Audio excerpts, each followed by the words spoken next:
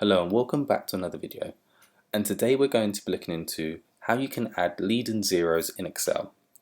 So what I have here is some dummy data where I've got some mobile phone numbers where the zero is missing at the start. So what I'm going to do first is use the write function, and in using this write function it will allow me to add that zero to the start of the mobile phone number. So what I'm going to do is double quotes, then zero, then I'm going to use and then I'm going to select my data.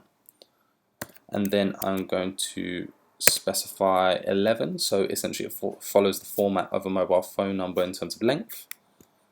Then close that off, and as simple as that, we've now formatted our mobile phone number. So this is great when you're trying to improve the quality of your data, and in this particular case making your mobile phone number look more like a mobile phone number. So yeah, very useful to use. So now if I drag this down, you can see it's formatted all these other mobile phone numbers.